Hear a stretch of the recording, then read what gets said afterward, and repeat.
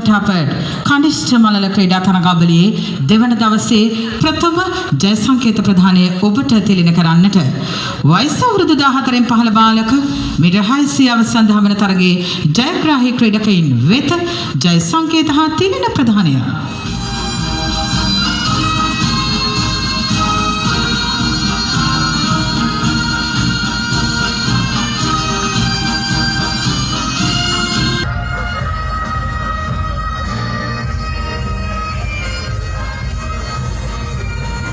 වයස අවුරුදු 14න් 15 බාලක මීටර් 600 දවන තරගයේ ජයග්‍රාහී ක්‍රීඩකයින් වෙත ජය සංකේත හා තිළින ප්‍රදානය.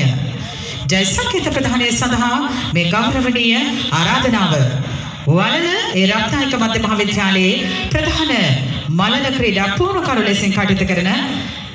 වත්මන් වත්තේකම අධ්‍යාපන කලාපයේ සෞඛ්‍ය හා ශාරීරික අධ්‍යාපන සහකාර අධ්‍යාපන අධ්‍යක්ෂ සුසන්ත ප්‍රලහන්දු මැතිතුමන් වෙත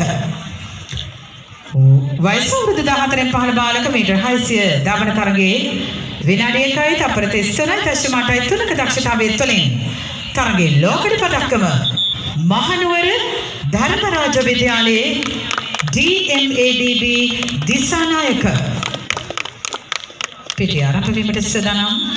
14න් 15 බාලිකා මීටර් 75ක අඩු මතින් දිවීම පස්සන මූලික තරගය.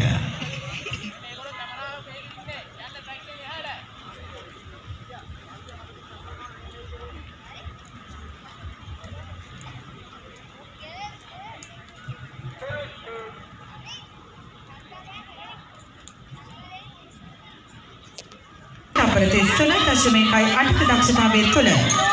ගම්පහ බණ්ඩාරනායක විද්‍යාලයේ JRHS විධාන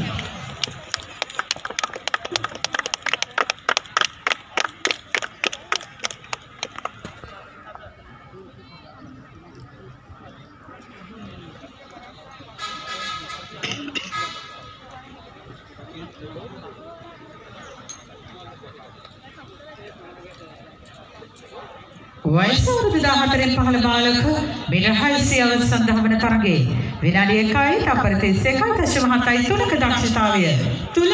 තරගයේ රන් පදක්කම කැලණිය ගුරුකුල ජාතික පාසලේ RDS මෙතුෂයා